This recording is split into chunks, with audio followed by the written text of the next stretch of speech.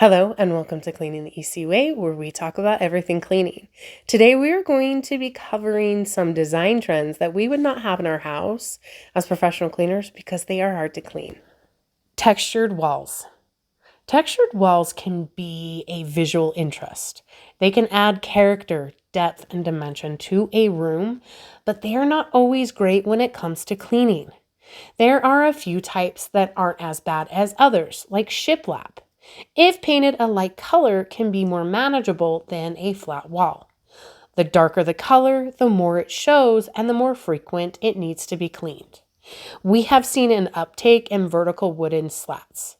The issue we have seen with the wooden slats is they collect dust, dirt, and hair more than a flat wall. And removing those is not an easy task. The edges of the wood are raw, and those raw edges snag the rag or duster being used to clean them. The dust also tends to get trapped into the wood. The slats are typically very close together, making getting into them a nearly impossible task. If you have animals that shed, this is not something we would recommend. Just keep in mind, the more the texture and detail a wall has, the more it will require to be cleaned. A flat bottom bathtub. A flat bottom bathtub, better known as a freestanding tub, have these sleek lines that can give your bathroom a spa-like appearance. They are oversized, and if you love to soak in a bathtub, I can understand why you would want one of these in your home. The issue we have run into with them is they do not drain well. They tend to have freestanding water left at the bottom. If soap or shampoo was used, that gets left behind in the water as well. And soap and shampoo are dirt collectors. It takes multiple rags to clean if the water has not yet dried. The flat bottom sometimes means there's not a curve where the bottom meets the sides. And that requires more effort and sometimes a brush to truly clean them. The walls are tall and can be a hard thing to clean if you are a shorter person. A way to help avoid these issues is after you take a bath, you can use a squeegee to get the water out, just direct it towards the drain, or dry it with a towel. White couch. I love a white couch. White is a color that can go with most design styles, and it can make a space feel larger, but it most certainly has its issues. When we clean a couch, we just vacuum it because we are not carpet/furniture cleaners.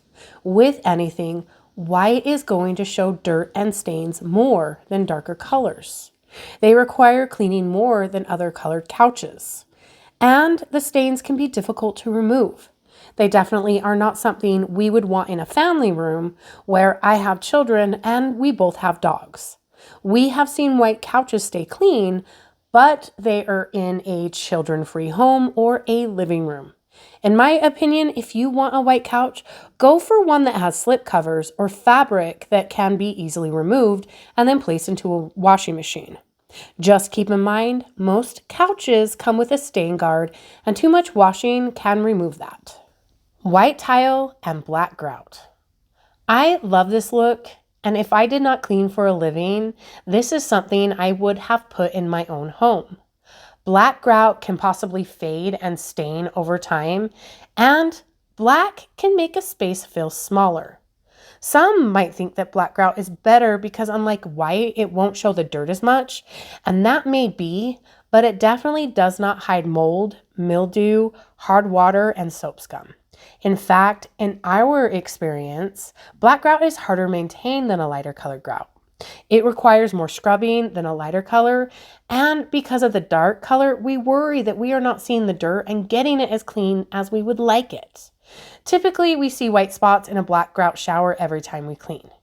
If you have watched any of our previous videos, we have talked about the importance of maintaining grout, and black is a color I would reseal sooner than other colors because of the amount of scrubbing required that will be removing the sealer. A lot of open shelving. I love this look as well. I love the openness that an open shelf gives a space. They are a great place to display your knickknacks, photos, or a plant. The issue is the maintenance required to keep them clean. With a lot of shelves comes more surfaces that need to be dusted. And when dusting, the more on a shelf, the more that needs to be moved. The best way to keep cleaning at a minimum is to not overload the shelves with things, or if you keep books on your shelves, just dust around them and move them a few times a year when you are doing a deep clean. If you hate dusting, having a cabinet with a glass front is a great alternative to the open shelving. In a kitchen, the open shelves get greasy, even if you don't cook with a lot of grease, and they require to be scrubbed often.